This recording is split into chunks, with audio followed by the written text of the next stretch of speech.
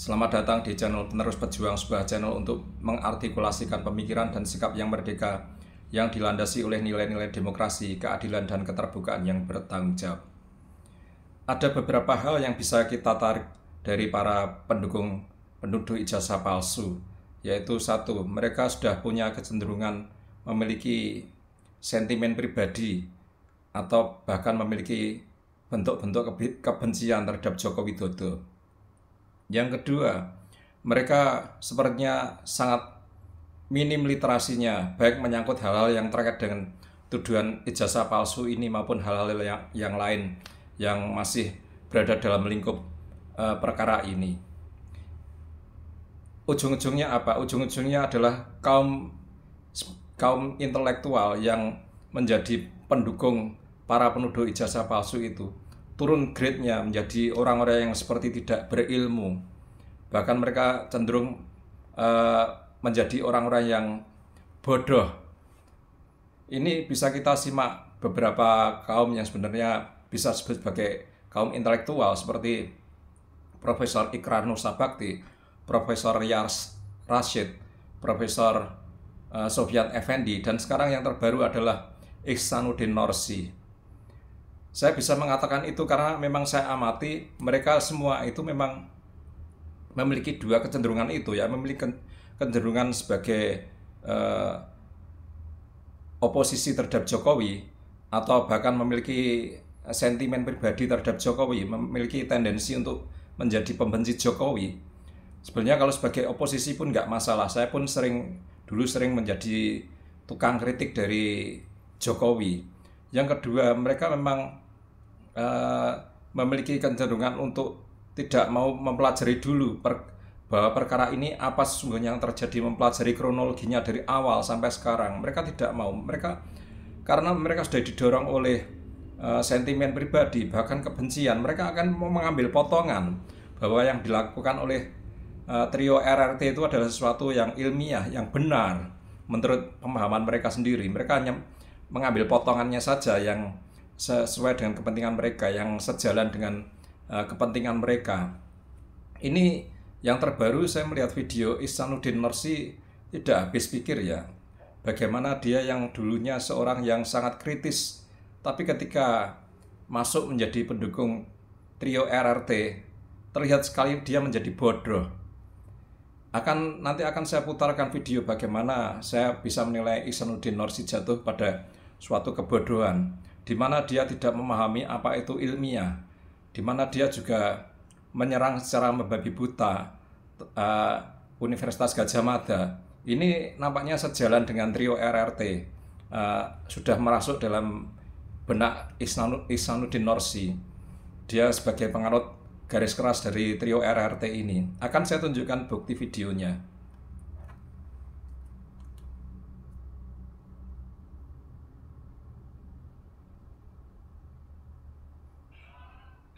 Saya ngucapin selamat buat Dr. Tifa, Dr. Ismon, dan satu lagi Roy Suryo, Dr. Roy Suryo.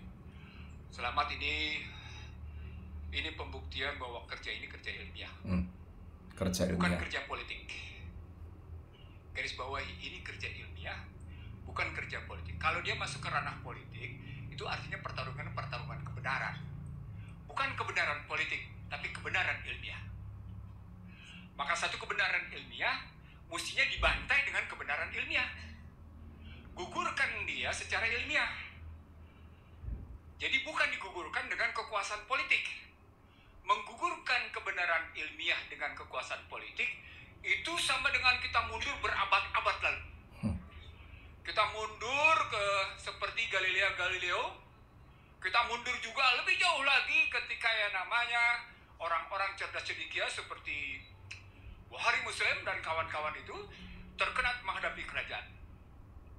Isman, Tifa, dan Roy menghadapi suasana seperti itu. Maka kata kunci pertama adalah hadapi kebenaran ilmiah ini dengan kebenaran ilmiah. Itu yang pertama. Yang kedua, ini menyangkut soal walaupun mereka lulusan UGM dan mereka bangga dengan UGM, saya punya catatan tersendiri tentang UGM. ketika Joko Widodo kampanye pada 2014, Lompat-lompat. ada satu tokoh UGM yang menyatakan, kalau Joko Widodo terpilih, maka dolar akan menjadi Rp10.000. Lompat-lompat dia.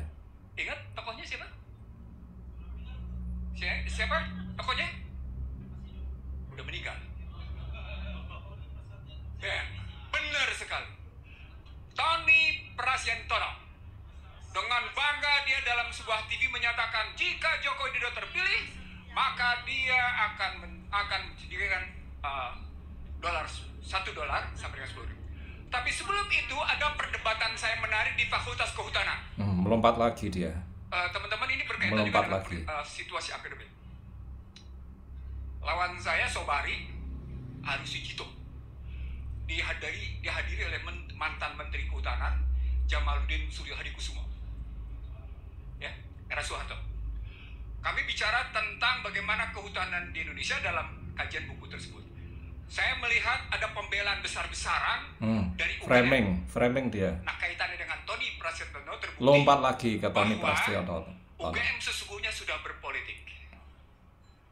UGM sesungguhnya sudah berpolitik. Kasus berikutnya adalah Lompat lagi. Pernah ingat kasus Budiono? Kasus Senturi? Ingat ya? Lagi-lagi rektorat juga membela habis-habisan Budiono. Korbannya saya. Framing. Korbannya saya. Dengan cara tidak fair, Humas Rektor menyatakan Ihsanuddin Nursi bukan staf ahli Pusat Studi Ekonomi Kerakyatan. Padahal saya punya surat keputusan rektor. What's the point? Lagi-lagi rektorat melakukan tindakan politik. Framing. Disambut Tifa. Tifa senang sekali. Maksud menjelaskan UGM tidak, tapi saya anak UI juga. Saya tidak dalam posisi membela salah satu universitas, tapi saya ingin mengatakan ada peristiwa di mana yang namanya universitas pasti bermain politik jika kemarin kalau ini kan ada Rismon, ada Tifa, ada Rasulio. Anda saksikan nggak? UGM makin megah atau enggak? Makin megah. Makin itu. Disambut itu dengan Roy Suryo ngeledek UGM. Tifa juga ngeledek UGM. Teman-teman sekalian, ini saya ngomong sambil dengan rasa tidak enak. Betapa pengaruhnya Pratikno. Melompat lagi ke Pratikno. Dan kalau kita bicara Pratikno, itu berarti mundur bagaimana Joko Widodo ketika masuk sebagai wali kota dengan satu istilah, Solo meng-Indonesia. Nggak ada kaitannya sebenarnya. Ini pembelanya yang kemudian berseberangan. Loh enggak, saya tahu kok, saya juga sama waktu itu. Cuma saya kritis. Saya kritis. Gua nggak mau. Poinnya adalah, jadi satu, soal ini dunia akademik. Lawan dengan akademik. Dua, kampus di Indonesia tidak pernah terlepas dari panggung politik. Dari narasi-narasi Ihsanuddin Nursi di acara Trio RRT, di acara Grand Launching ya gitu, Grand Launching buku sampah mereka, terlihat bahwa Ihsanuddin Nursi itu memiliki pembelaan atau dukungan membabi buta terhadap Trio RRT. Bahkan dia tidak tahu apa itu sesuatu yang disebut sebagai ilmiah, kajian ilmiah, dia tidak tahu. Kemudian dalam narasinya dia juga berusaha untuk memframing UGM, tapi lucunya tidak runtut, meloncat-loncat ke sana kemari, dan tidak ada kaitannya sama sekali, hanya berdasarkan pengalaman yang dia alami terus dia simpulkan sendiri.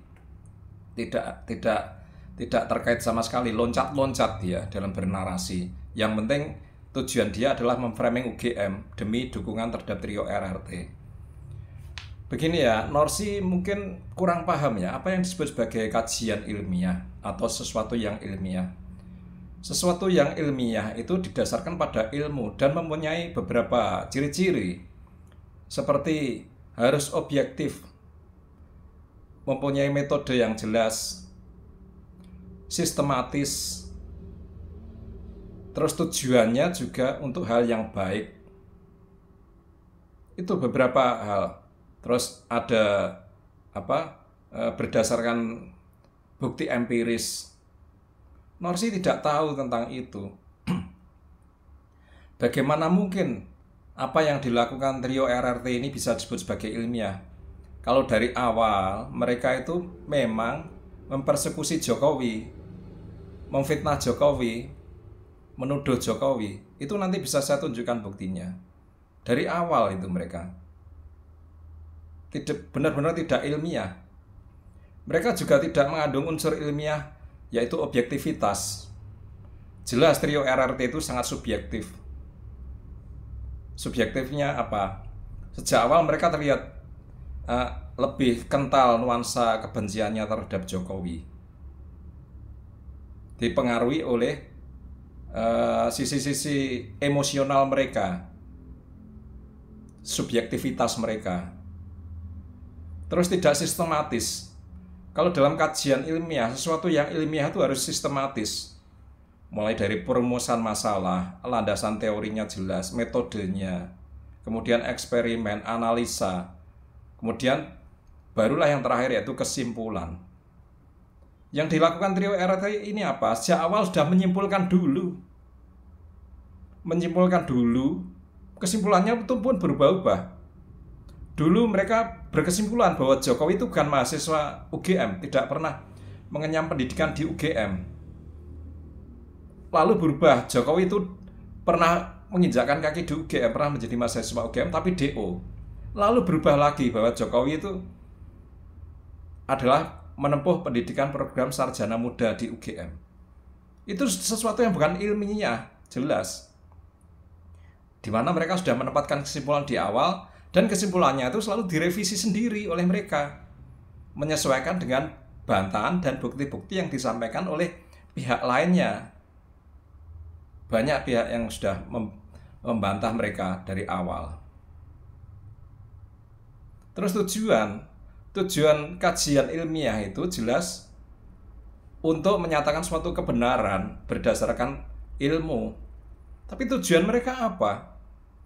Tujuan mereka dua, sekarang sudah mengerucut. Disampaikan berulang-ulang beberapa waktu terakhir ini, walaupun sebelumnya setelah mereka dilaporkan Jokowi di Polda Metro Jaya, mereka pun terutama respon di video-videonya banyak. Yaitu apa? Adili Jokowi dan makzulkan Gibran. Itu bukan kemarin-kemarin aja waktu mereka sudah membentuk sekretariat bersama, tapi semenjak pasca dilaporkan Jokowi ke Polda Metro Jaya, mereka sudah menggaungkan itu. Jadi tujuannya memang tidak ilmiah sama sekali. Tujuannya jelas politik. Adili Jokowi, makzulkan Gibran. Terus masalah empiris yang harusnya diajukan bukti-bukti, data-data, dan fakta. Mereka sama sekali tidak memilikinya.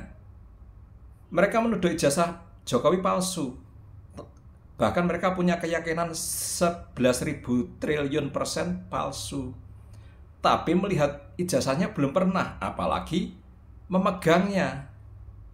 Mana ilmiahnya kalau seperti itu? Soal skripsi, mereka memang pernah melihat dan memegang skripsi Jokowi. Rismond di bulan Maret sama istrinya ke perpustakaan Fakultas Kehutanan. Kemudian mereka rame-rame bersama TPUA menggeruduk UGM pada tanggal 15 April. Di situ mereka ditunjukkan skripsi Jokowi. Roy Suryo sempat memotretnya. Memang memotret skripsi Jokowi. Tapi apa? Tidak ada perbandingan dengan skripsi-skripsi yang lain. Mereka hanya ngulik skripsi Jokowi satu itu, lalu menyimpulkan skripsi itu palsu. Ini kan aneh. Disimpulkan palsu karena apa? Tidak ada tanda tangan dosen di lembar pengesahan. Dan ini lucunya, Refli Harun, sekutu dekat mereka pun tesisnya di lembar pengesahan tidak ada tanda tangan dosen, dan mereka menutup mata untuk itu. Hanya menganggap skripsinya Jokowi yang abal-abal, palsu. Padahal sekutu dekat mereka juga sama, tidak ada tanda tangannya di tesisnya. Bahkan Rismond sejak jauh-jauh hari di bulan Maret dia sudah menuduh skripsinya Jokowi itu skripsi hasil colongan. Dia terkaget-kaget ketika mengetahui bahwa isi skripsi Jokowi itu dikerjakan dengan ketikan manual, mesin ketik manual. Lalu dia melihat lembar pengesahan dan judulnya dan covernya itu berbeda, tidak dengan ketikan. Dia menyimpulkan itu hasil dari komputer. Dia tidak paham bahwa itu hasil dari mesin cetak. Mahasiswa tahun 70-an, 80-an itu sudah biasa. Lembar pengesahan, halaman judul, covernya itu dibuat di percetakan, walaupun isinya diketik sendiri pakai mesin ketik biasa. Rismond nggak paham soal itu, langsung ngejudge bahwa skripsi Jokowi itu dicolong, hasil colongan dari mahasiswa Intan atau mahasiswa Instiper atau mahasiswa UGM itu sendiri, lalu ditimpa dengan lembar pengesahan, lembar judul dari hasil komputer di masa kini. Itu dituduhkan Rismond tanpa dia mempelajari skripsi-skripsi yang sezaman dengan Jokowi. Sekarang sudah diketahui bahwa ratusan skripsi dari berbagai fakultas di UGM itu sama persis dengan kepunyaan Jokowi, di mana di dalamnya ada yang ketikan manual, tapi lembar pengesahan, lembar judul, dan covernya itu memang dibikin di percetakan. Percetakannya pun sama, yaitu perdana. Dibuktikan dengan adanya pita di dalamnya itu. Dan kesaksian dari pemilik perdana itu sendiri. Mesinnya pun konon masih ada. Apa ini ilmiah? Sama sekali tidak ilmiah. Mereka itu sudah bikin kesimpulan di depan. Tifa apalagi, sejak beberapa tahun yang lalu dia sudah menuduh Jokowi ngambil ijazah milik almarhum Hari Mulyono. Kemudian semakin ke sini direvisi oleh mereka bahwa itu bukan milik Hari Mulyono melainkan Dumatno, karena di ijazah itu mereka menuduh fotonya foto Dumatno. Apa itu ilmiah seperti itu? Mereka sudah mengambil kesimpulan di depan tanpa punya bukti apapun, berasumsi, beropini, melakukan framing, tafsir liar, menuduhnya palsu. Setelah itu, ketika bukti bermunculan, mereka kebingungan, kesana kemari mendatangi UGM, mengultimatum UGM. Minta apa? Minta bukti. Nah, Norsi harus tahu ini. Jangan sepotong ketika Norsi memiliki kesamaan kepentingan dengan trio RRT, dia hanya melihat sepotong bahwa trio RRT membuat buku, tapi dia tidak tahu latar belakang mereka bikin buku, tidak tahu kronologi dari awal. Sama sekali tidak ilmiah. Apanya yang ilmiah? Rismond aja tidak tahu bahwa Times New Roman sudah diciptakan sejak tahun 30-an. Dia pakai asumsi bahwa Times New Roman itu baru ada tahun 92. Dibawa oleh Microsoft Word komputer, sehingga dia menuduh skripsinya Jokowi skripsi colongan. Isinya ketik manual dari mahasiswa lain di Instiper, Intan, atau mahasiswa UGM sendiri, lalu ditutup dengan lembar pengesahan, lembar judul yang dari produk komputer masa kini. Itu di awal Rismond sudah seperti itu. Artinya apa? Tidak ilmiah. Objektivitas tidak ada, mereka sangat tendensius, bahkan sudah memiliki sentimen pribadi. Bagaimana tidak memiliki sentimen pribadi? Roy Suryo pernah punya pengalaman buruk, pernah masuk penjara gara-gara membuat meme dari Jokowi di Arca itu. Tifa jelas dia pendukung fanatik dari salah satu capres yang kalah. Rismond setelah dilaporkan dia lari ke Rizik Syihab di Petamburan. Jadi mereka memang aktor-aktor politik. Mereka menjadi pion-pion politik dari pihak-pihak tertentu. Tidak ilmiah. Secara empiris mereka tidak punya bukti apapun. Mereka hanya menafsirkan sendiri. Ketika Bareskrim menampilkan daftar nilai yudisium, mereka langsung ngejudge itu transkrip nilai. Itulah keliaran asumsi mereka. Sangat tidak ilmiah. Sifat-sifat ilmiah, kajian ilmiah tidak melekat pada diri ketiga orang itu ketika menuduh ijazah Jokowi palsu. Kemudian Norsi juga dalam narisnya tadi sangat meloncat-loncat ya. Bahkan sempat menyinggung-nyinggung orang yang sudah meninggal. Tony Prastiantono itu memang dulu dosen di Fakultas Ekonomi dan Bisnis UGM. Kalau toh dia dulu mengkampanyekan kalau Jokowi terpilih maka dolar akan menjadi 10.000 rupiah, ya sah-sah saja. Semua pendukung capres dulunya pasti juga berkampanye hal-hal seperti itu, yang kurang lebihnya seperti itu. Wajar saja. Kenapa dikait-kaitkan dengan UGM berpolitik? UGM secara institusi tidak berpolitik. Kalaupun orang-orang di dalamnya dulu menyokong Jokowi, ya wajar. Itu baru pertama kalinya alumni UGM mencalonkan diri sebagai calon presiden. Wajar saja. Tapi tidak perlu dikaitkan dengan institusi UGM. Norsi harus pakai cermin. Dia kan orang UI. Bagaimana UI menjadi bemper Orde Baru selama 32 tahun? Dia apa tidak malu itu? Saat itu UI benar-benar menjadi anak emas Orde Baru. Semua pejabat hampir dikuasai oleh orang UI semua. Arah kebijakan sosial, politik, ekonomi, desainernya, arsiteknya adalah orang-orang UI. Yang terbukti di tahun 98 ambruk. Norsi harus malu itu.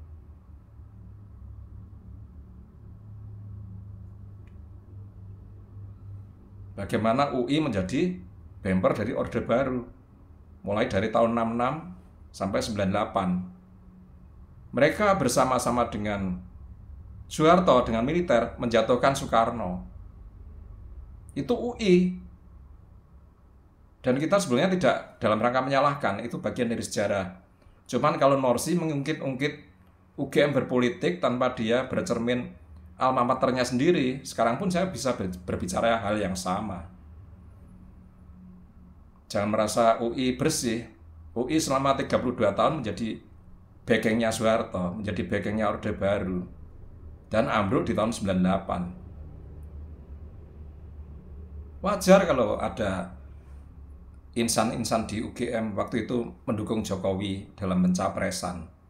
Tapi jangan terus di framing seolah-olah itu hal yang buruk. Terus apalagi tadi menyebut-nyebut dia mendatangi acara di Fakultas Kehutanan seolah-olah dia di pihak yang benar, berdebat dengan yang disebut tadi ada Arsujito, Fakultas Kehutanan seolah-olah digambarkan memiliki wacana yang buruk terhadap kehutanan Indonesia. Banyak kok buku-buku yang diterbitkan oleh Fakultas Kehutanan dalam hal bagaimana caranya agar hutan Indonesia lestari, bagaimana caranya menyelamatkan hutan Indonesia. Ingat ya, waktu puluhan tahun UGM itu di luar kekuasaan. UGM banyak memberikan kontribusi dalam hal memberikan masukan dan kritik pada pemerintah, termasuk Fakultas Kehutanan.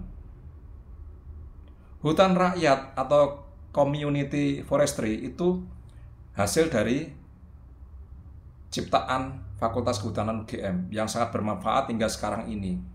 Konservasi hutan dikaitkan dengan kesinambungan lingkungan, air, itu juga yang bikin adalah Fakultas Kehutanan UGM. Jadi UGM dari dulu punya concern kuat terhadap lingkungan hidup, kelestarian hutan.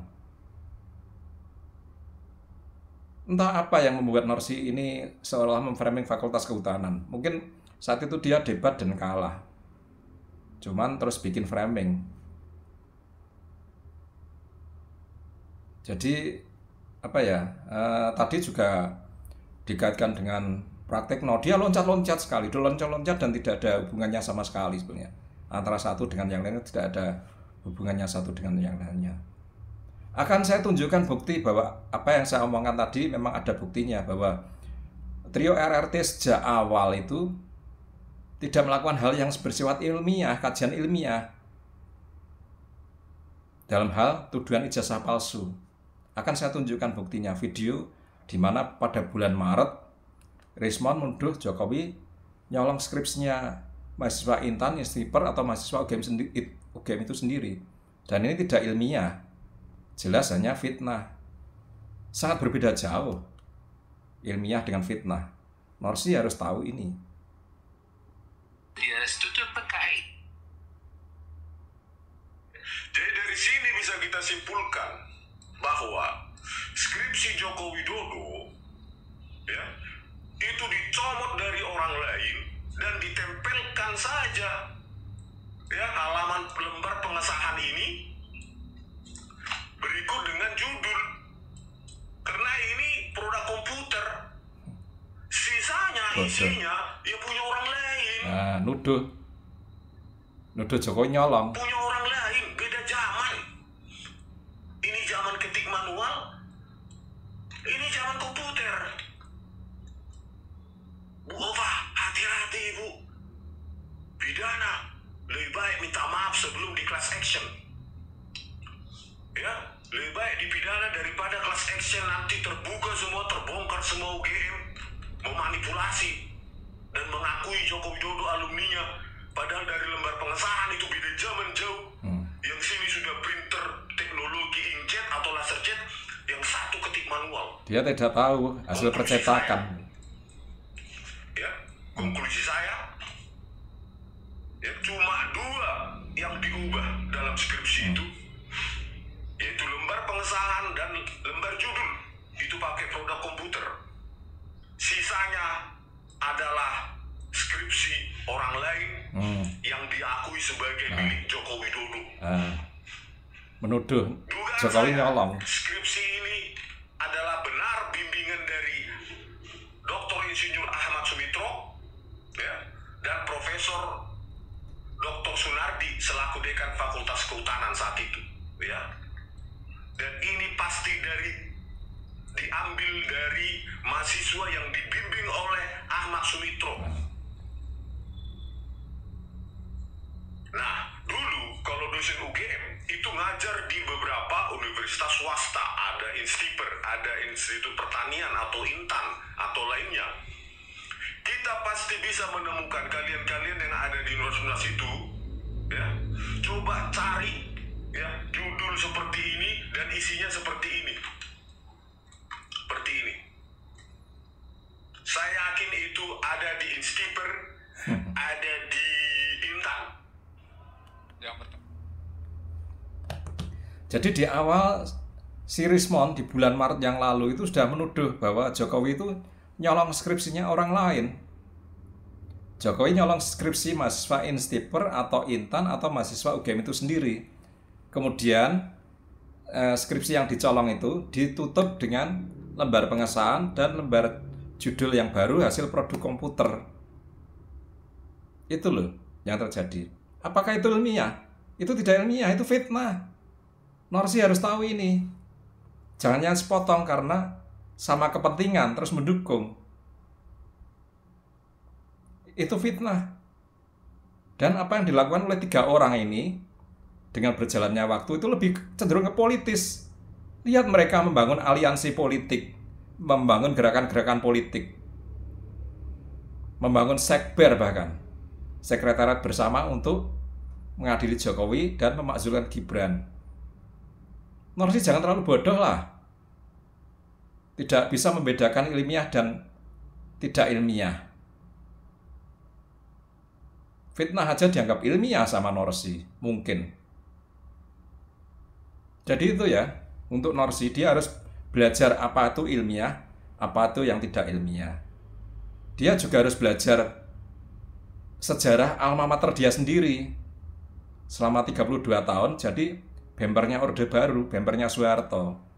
Jadi tidak perlu ngutak-atik alma mater orang lain. UGM baru kok dapat kekuasaan. Baru kemarin. Berbeda dengan UI sudah jauh lebih duluan. Jadi bempernya Soeharto, bemper Orde Baru.